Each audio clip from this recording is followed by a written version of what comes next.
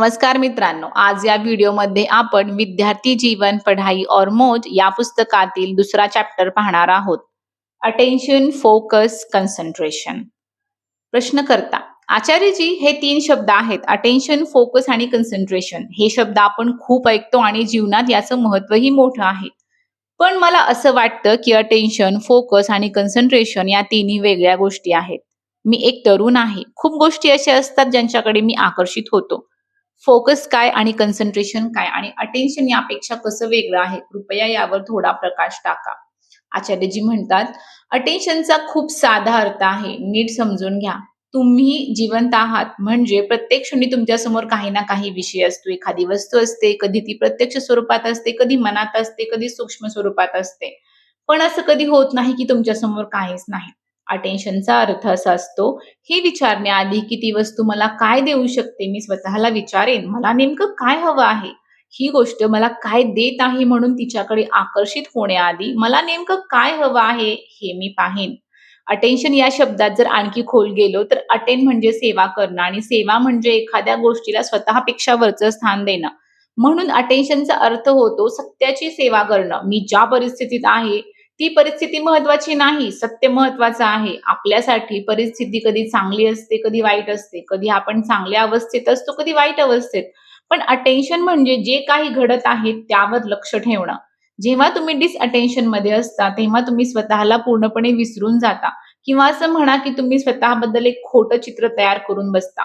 तुम्ही या गोष्टीपासून पूर्णपणे बेखबर राहता की मी या क्षणी कोण आहे? आपण अनुभवात हरवून जातो. कोणत्याही परिस्थितीत असलो, कोणत्याही विषयासोबत असलो, तरी त्या अनुभवाचा इतका प्रभाव पडतो, की तो आपल्या डोक्यावर चढतो. अटेन्शन म्हणजे त्या अनुभवावर नजर ठेवणं, त्याच्यासोबत वाहत न जाणं. जसं नदी वाहते आहे, मी तिचा साक्षी आहे आणि जर मी साक्षी राहिलो नाही, तर नदीसोबत मी सुद्धा वाहून जाईन. ती वाहत आहे, तर मीही वाहून जाईन. अटेन्शनमध्ये तुमच्यासाठी सर्वात महत्त्वाचं असतं तुम्ही स्वतः आणि तुमचं सत्य. पण आकर्षणात तुमच्यासाठी समोरची व्यक्ती, वस्तू किंवा विषयच सर्वात मौल्यवान बनून जातो. आता दुसरा प्रश्न, फोकस आणि अटेन्शनमध्ये मग काय फरक आहे? फोकस तुम्ही त्या गोष्टीवर कराल जी गोष्ट तुम्हाला हवी आहे. समजा इथे टेबलावर रसगुल्ले ठेवले आहेत. तुमचं सगळं फोकस माझ्यापासून हटून त्या रसगुल्ल्यावर जाईल. असे अनेक लोक असतात जे अटेंटिव्ह असतात, ते माझ्याकडे लक्ष देतील आणि जे स्वतःला भुकेलं समजतात ते रसगुल्ल्यांवर फोकस करतील. अटेन्शनमध्ये तुमचं येणं असतं, पण फोकसमध्ये तुमचं हरवणं असतं.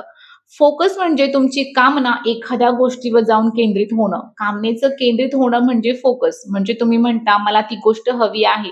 पण ज्या गोष्टीवर तुम्ही फोकस करता ती गोष्ट सत्यच असेल असं नाही. ज्याच्या जीवनात जो फोकस असतो त्याला विचारलं, की "तू कोणत्या गोष्टीवर फोकस आहेस?" तर तो सांगेल, "या लक्ष्यावर." अटेन्शनमध्ये तुम्हाला जाणून घ्यायचं असतं आणि फोकसमध्ये तुम्हाला भोगायचं असतं. फोकस आणि कन्सन्ट्रेशन एकच आहे. अटेन्शनमध्ये तुम्हाला माहीत असतं, की ती गोष्ट काय आहे, मी कोण आहे, मला काय हवं आहे आणि ती गोष्ट मला काय देऊ शकते, हे अटेन्शन आहे. पण फोकस आणि कन्सन्ट्रेशनमध्ये कामना खूप मोठी असते. कामना नाचत असेल तर फोकस किंवा कन्सन्ट्रेशन असतं आणि सत्य बोलावत असेल तर अटेन्शन असतं.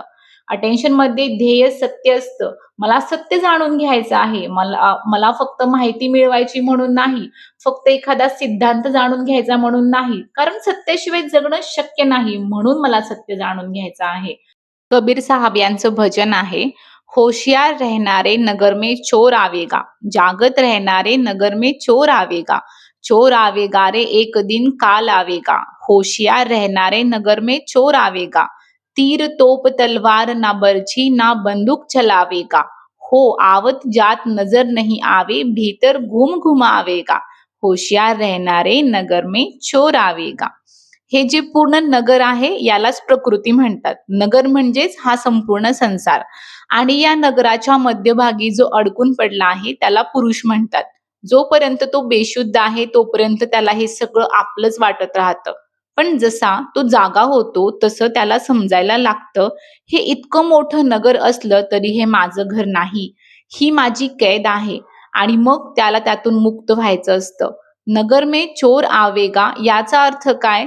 इथे एखाद्या साध्या चोराबद्दल बोललं जात नाही. तो चोर तुमच्यापेक्षा मोठा आहे, पण तो तुम्हाला तेव्हाच भेटेल जेव्हा तुम्ही जागे असाल. म्हणून कबीर म्हणतात, "जागत राहा."